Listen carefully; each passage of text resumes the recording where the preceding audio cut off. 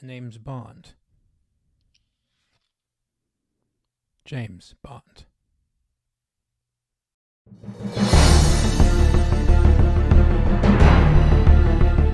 How's it going, fellow cinephiles? This is Dominic from Film Overload, the channel where we talk about movies, pop culture, and everything in between. I'm sorry for the slight break. It's been a couple of weeks since I last posted something, but I've been working relentlessly on this video because I can finally say I have officially watched all of the 007 movies for the very first time, and I have a lot of thoughts to say about this franchise. Now, the 007 franchise has been on my bucket list of watches for a very long time, and for the longest time, I had really no access to any of these films. But recently, I did pick up the James Bond collection, the Blu ray collection. It has every single movie except for No Time to Die, which you can watch on Amazon Prime currently. But I bought this because I thought it was a great deal, for one, and it has every single James Bond movie in it. And I was like, you know what? Why not? Let's just watch this franchise for the first time and see what it's all about. And I have to say, they are a lot of fun. My overall thoughts of this franchise are genuinely pretty positive. There's a couple of hiccups here and there, which I'll get to eventually later on in this video, but for the most part, I found this franchise to be incredibly fun, fast-paced, action-filled popcorn flicks that you could just put into your Blu-ray player, just sit back, relax, and just enjoy and go along for the ride. And that's really what 007 is all about. But overall, I really found this box set, this collection of movies, to be a lot of fun. And again, a pretty positive experience in my honest opinion.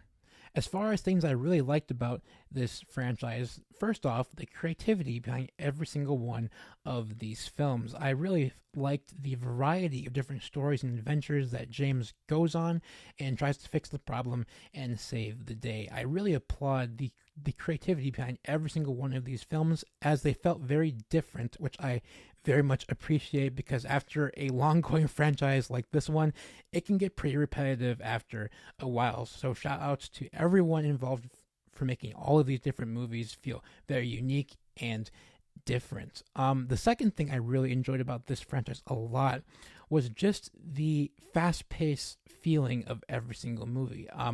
I was on the edge of my seat for the majority of these films, and for an action movie and for an action franchise like 007, that really is important. That sense of thrill and adventure, and just that overall sense of suspense and the thrilling feeling that you get while watching a movie, or movies I should say, like 007. So all like the exciting nature behind every single one of these movies also really was a great positive for me personally. And third, the fantastic music in all of these movies as well, with the iconic 007 theme, that iconic theme that we're all so familiar with now, and now I am so familiar with now. I just absolutely loved the music in this franchise. A really great blend of just, like thrilling, suspenseful, classy, sophisticated, and that really is who James is as a character. So yes, there's a lot of great positives in this franchise that I can't speak enough of, and they just really helped me enjoy the majority of these films as a whole. Now, as far as things that I didn't quite like, my main problems with the franchise is mainly in the Daniel Craig era. I know a lot of people like Daniel Craig as a Bond, and I like him as a Bond as well, but the movies associated under Craig are very up and down. There's a couple of really solid movies, and there's a couple of pretty not so great movies in my honest opinion, which I'll get to again later on. But I wish the consistency with the Craig era was a little bit better, as it kind of left a somewhat sour taste in my mouth after I finished watching all of these films. As far as the six guys who played James Bond, aka 007, that being Sean Connery, George Lazenby, Roger Moore, Timothy Dalton, Pierce Brosnan, and Daniel Craig, I thought that all of them brought a different aspect of Bond to the table, and they presented a different piece of James as a whole.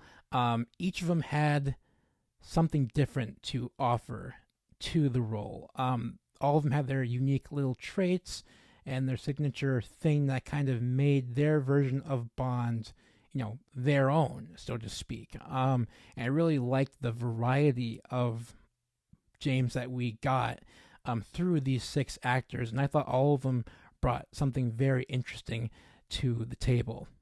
And out of all 6 of the actors who donned the fancy suits and drove the fancy cars, so to speak, my favorite out of all of these actors, for me personally, has to be Roger Moore, for me at least. I think Roger really brought a complete package to James. He took the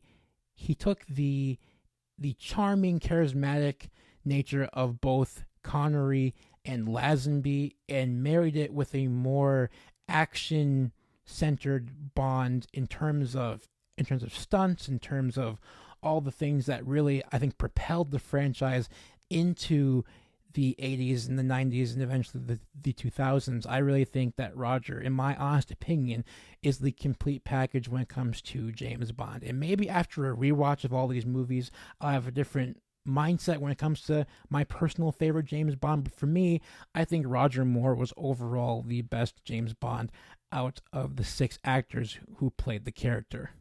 Now, this next one might get me in a little bit of hot water, but in my honest opinion, my least favorite Bond out of these 6 actors, for me personally, has to be Daniel Craig.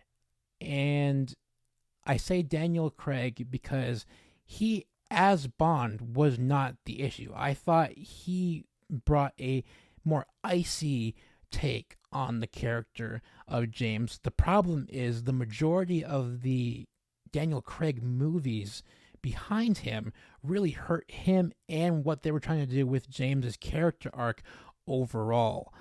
So it really does not have to do much with Daniel as an actor. It's really the movies centered around Craig that really kind of brought him down, in my honest opinion, which is why he unfortunately has to take home the reward, or the award, so to speak, for my least favorite Bond iteration. Now, picking my favorite Bond girl was no easy task. There was a couple of really solid contenders for my favorite Bond girl, a few of them being Rosamund Pike, Denise Richards, and the list goes on. But the one that really stood out to me the most was Eva Green in Casino Royale. I've seen all the movies now, and every movie does have the iconic Bond girl, so to speak. And in my honest opinion, Eva Green embodies both the femme fatale, but also the mysterious aspect of her character, which only makes her even more interesting as a Bond girl, in my honest opinion.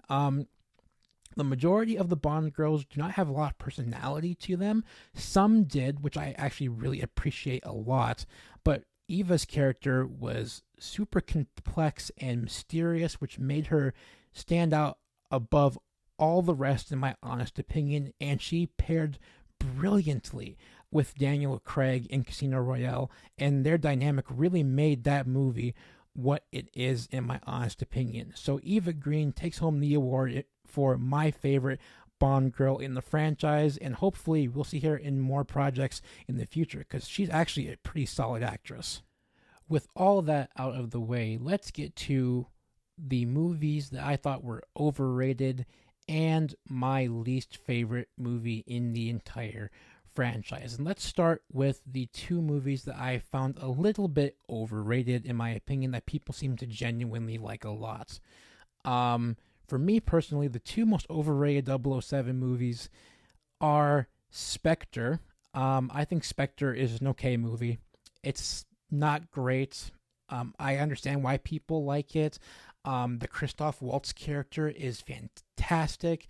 It really digs deep kind of into James's past. There's a great couple of action pieces in there. But for me, the plot was just a little bit too convoluted for my personal taste in a 007 movie. Now, this overrated movie might get me into a little bit of more hot water with a particular generation, but another overrated 007 movie, and my final overrated 007 movie, is GoldenEye. Yes, I know I said it, GoldenEye.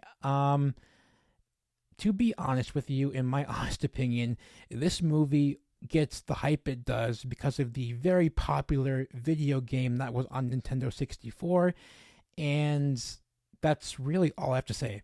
This movie is not great, it's not special, it's not bad, it's not a bad movie, but it's not fantastic. I think it just gets a lot of hype and a lot of talk because of the hit video game that many people grew up playing.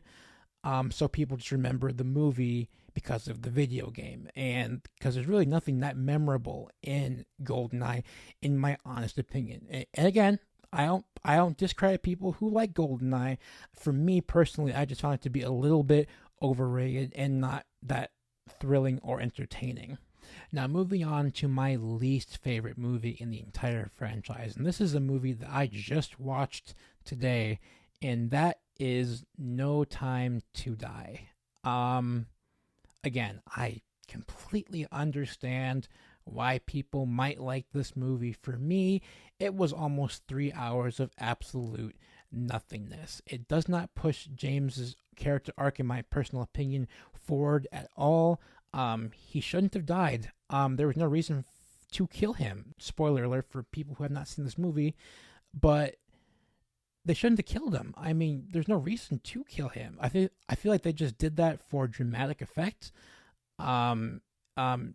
Craig's version of this character felt completely inconsistent throughout his entire run as the character. It started great with Casino Royale, and then it all just completely gets tossed out the window so that we can understand what Bond's feelings more. I mean, I don't understand. Like, previous Bond iterations didn't really dive too deep into his feelings, which what made them, in my opinion, better films. We didn't need to know the depths of James Bond. We knew he was a cool guy. We knew he was the smooth guy, and we didn't need this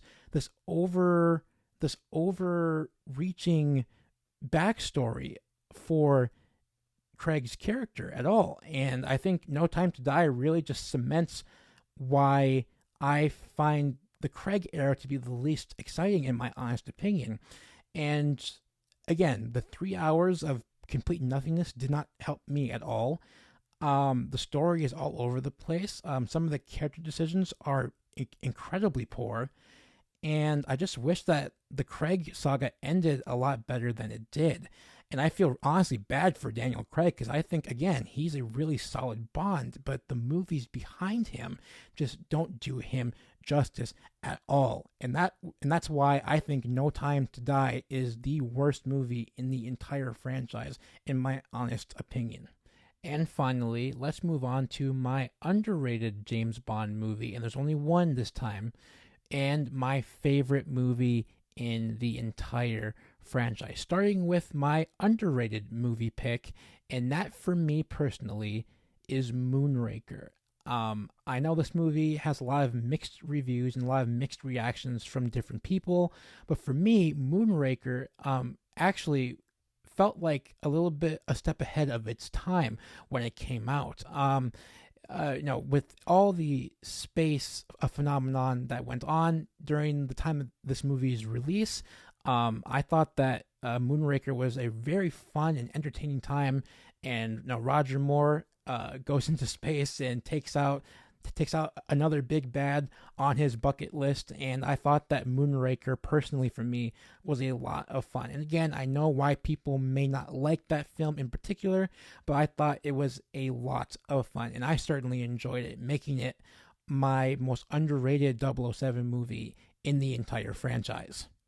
And finally, my favorite film in the entire 007 franchise. And I think that this movie really encapsulated everything that I personally love about James Bond as a character and what he does as a profession. And for me, my favorite 007 film is License to Kill with Timothy Dalton.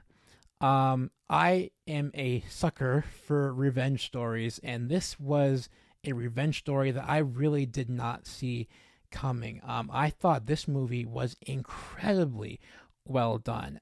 Again, fast paced, which is what 007 is known for. A great story, great character development. James goes on a rampage as he tries to avenge the death of his friend's wife. I thought this movie was extremely well done, and I personally loved it a lot. Again, great character development, great villain, a solid Bond girl, lots of action, thrills, chills, and a great musical score once again to back it up. I thought License to Kill was really the cream of the crop when it comes to the 007 franchise, making it my personal favorite in the entire saga. So that's it. That is my overall review of the 007 franchise. And I personally think that this franchise was a lot of fun watching. Again, it was my very first time watching all of these. And I thought they were a blast for the most part. Most of them were a lot of fun. Some, not so much. But overall, a very enjoyable franchise and one of the best action franchises, if not the best action franchise in cinema history. If you haven't yet, please hit the like button, hit the subscribe button as well, and turn on the bell notifications so that you can get notified every single time I post a video. You can follow me also on Letterboxd, which is right here. I post all of my movie reviews and all of my 007 reviews are on there as well. And Letterboxd is a great app/website that helps me keep track of movies that I have watched, movies that I haven't watched, and movies that I will watch. And I think you guys would benefit greatly from this website if you are indeed budding lovers of cinema like myself. As always, guys, happy movie watching. Take care.